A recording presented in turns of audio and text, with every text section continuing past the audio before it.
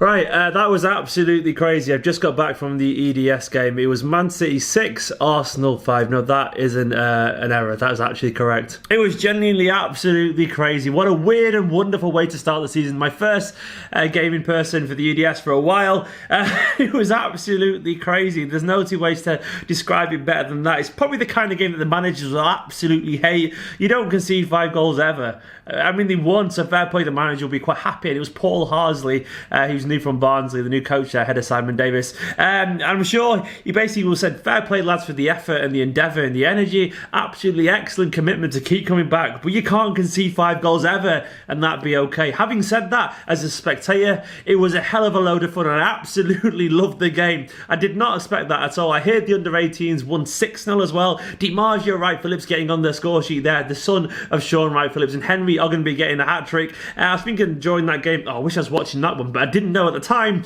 I was about to witness an absolute goal fest at the Academy Stadium. What a game of football it was. As I was saying though, defensively, it was pretty poor. What it reminded me of the whole game was that last 10 minutes you get in a game when someone's chasing and the whole game's really stretched. It was that for 90 minutes. Just end-to-end football. Constantly defences, backpedaling, high lines, balls in behind. Just pretty poor defending overall as a system. As a unit, both teams were pretty poor. But it meant for great goals and great fun. Now, in general, City probably just about deserved it, I would say. I guess it's hard to say anything when you've seen that many goals. It's hard to pick one team that deserved it. It was just chance after chance at both ends, but we got the 3 points. I've got my laptop here as a quick reference. The team was Curtis Anderson in goal, Cameron Humphreys, Garcia and Latibaudiere, and Wilson. Humphreys and Latibaudiere seemed to take turns to swap right back and centre back, but it was mainly Humphreys at right back. Then the midfield was Claudio Gomez, the new lad from Paris Saint-Germain that we all know a little bit about now. He was at number 6.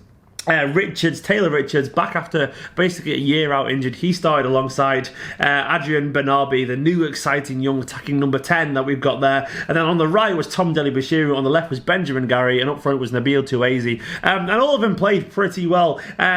To varying levels. I'll go for them individually. Curtis Anderson sadly had a bit of a mare, if I'm being honest. He's a young lad with lots of potential, but basically everything went wrong for him, if I'm being totally honest. He made a couple of nice saves, but it just had one of those days to forget. I'm hoping this is just a lack of games, a bit of rustiness, because he's got a good reputation as an England youth goalkeeper, but it's one of those things where his passing was off and shots were going through him.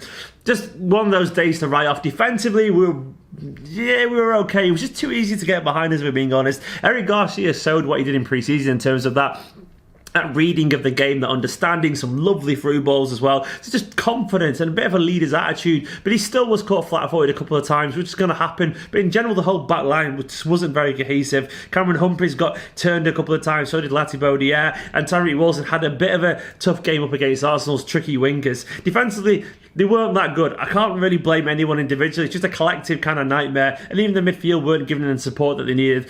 Gomez tried his best, but couldn't really there's a lack of understanding, put it that way, between the defenders and the midfielders in general. And I guess it's just early season rustiness there. I'm hoping we'll become more of a cohesive unit as they go forward. Garcia, though, probably the pick of the bunch in the defenders. Not perfect, but in general, what we saw of him in pre-season, we saw again in terms of that composure, that leadership ability, and that ability on the ball, that very Spanish ability on the ball. Claudio Gomez was a mixed bag, really. I can see personally, I don't think he's quite ready for the first team yet. I know we don't want to hear that, but there is some moments of sloppiness in his game still. The moments he'd expect from a young lad. He's 18, he's got a lot of time ahead of him still to make an impact, but he was just a bit too sloppy on the ball for me. Now, he's not played much football in the past several months, given the fact that he was frozen out by PSG. He shows some lovely little kind of drops to the shoulder and fakes pass plays, and he can clearly turn on the ball. He's clearly got technical ability, but he has to show a little bit more composure on the ball for me. He gave the ball away several times far too cheaply, though there was some nice passes as well. It was just too inconsistent, from brilliant to poor within seconds. Having said that, he's still getting used to his teammates, probably the language still,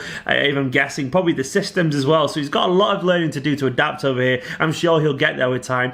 Obviously you can see his potential, but we have to be a little bit patient with him, and I think playing a few games for the EDS won't do him any harm at all. Well, hopefully every now and then training with the first team. Ahead of him, Taylor Richards had a decent game, coolly finishing from the penalty spot, I think for 4-all, I think, who knows. All I know, he got on the score sheet. It wasn't his best game. He's got a lot more to his ability, Taylor, but he has had a year out for injuries. A very silky player, but he didn't quite get control of the game in the way that he thinks he probably should be able to, but he'll come with time. Adrian Bernabe showed exactly why we should be excited for him. He wasn't always always kind of stamping his authority on the game. He's still got a little bit to prove, but there's no denying his silky left foot and his touch. He got on the score sheet as well with a curled effort from about 15 yards after a great bit of work from Benjamin Gary. But you can see his potential. A gifted, majestic playmaker. In general, his weight of pass was more or less absolutely perfect every single time. But he did kind of disappear every now and then. And he was guilty, alongside Richards and Gomez, of sometimes not getting hold of the midfield. That will come with experience, hopefully, but you can see the potential there. A very skillful player. Out wide, Benjamin Gary was my man of the match, personally. That or Nabil Touaizi for his hat-trick. But Benjamin Gary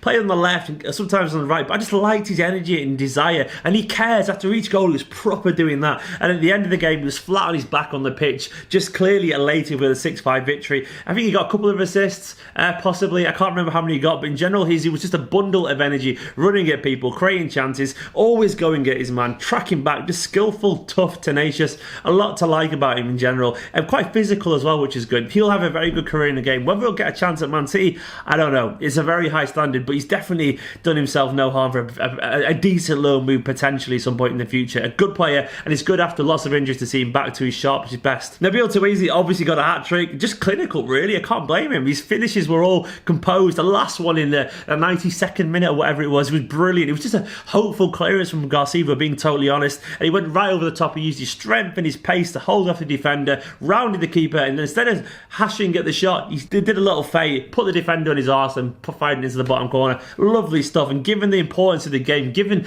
the madness around him, he could have easily fluffed that, but he didn't, and that's impressive. That and a hat-trick to start the season. He's a physical, fast, powerful two-footed striker. Had a very good game. Tom Delibashiru started on the right in this game, not a right winger. He did set up Nabil Touaizi for the first goal, and it was a lovely little through ball. He looked a lot more comfortable when it into the midfield in the second half, and Matondo came on and Richards went off. A good, solid game for him. Of the subs, Rosler and Poser didn't get much to do, but Matondo came on and got a goal after an excellent counter-attack. Benjamin Gary fed them, and he slotted it past the keeper from about 9 yards and a one-on-one. A very skillful player. Didn't really do loads more than that, but it was a nice little finish and a very intense moment. So yeah, it was a fun game. Not loads to take from it. There's still obviously loads to learn for the likes of Gomez, Garcia, Bernabe. They're the ones we're keeping an eye on. Nabil under the radar, and Benjamin Gary did very well as well. It was a fun game of football. It's got to be said, it's early season, so this kind of rashness, these goals, I suspect the managers of both teams will kind of be like positive and negative about that game. You don't want to concede 5 goals, and you do want to score 6. And then again, Arsenal will say, we scored 5 goals and didn't win. Lots of positive for both teams